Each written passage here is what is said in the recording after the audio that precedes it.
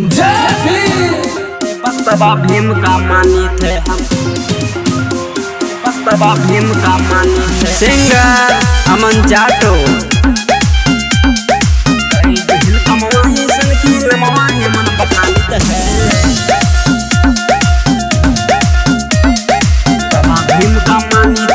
बाबा भीम का मानी थे। सोच के आँख से गिरत है आंसू पुरखन कैसे किन गुजारा कि होना ही सामने आवा बाबा भीम तब बने सहारा, होना ही सामने आवा बाबा भीम तब बने सहारा। सोच के आँख से गिरत है आंसू पुरखन कैसे किन गुजारा कि होना ही सामने आवा बाबा भीम तब बने सहारा। जे जगमा पहचान दिलाइन उन्हीं का हम जानी थे,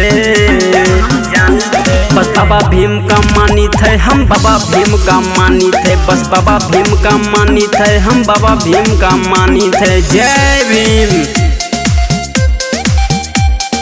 बाबा भीम का मानी थे, बस बाबा भीम का मानी थे। जय भीम।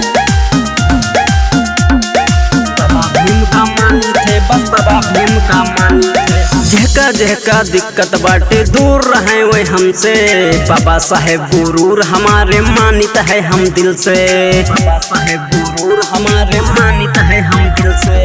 जहका जहका दिक्कत बाटे दूर रहे वे हमसे, बाबा साहेब गुरूर हमारे मानित है हम दिल से। एक तने पानी में बाटे अच्छे से हम जानी थे, बाबा भीम का मानी थे। बस बाबा भीम का मानी थे हम, बाबा भीम का मानी थे हम, बाबा भीम का मानी थे। जय भीम। बाबा भीम का मानी थे, बस बाबा भीम का मानी थे। जय भीम। बाबा भीम का मानी थे, बस बाबा भीम का मानी थे। मेरे लिए न कोई है बाबा साहेब से बड़ा, उनके खातिर हाजिर है सब जान जिगर हमारा, उनके खातिर हाजिर है सब जान जिगर हमारा। मेरे लिए न कोई है बाबा साहेब से बड़ा, उनके खातिर हाजिर है ये जान जिगर हमारा। कई दिन कमवाए सन की नमवा यमन बखानित है, बाबा भीम का मानी थे। बस बाबा भीम का मानी थे हम, बाबा भीम का मानी थे हम, बाबा भीम का मानी थे। जय भीम।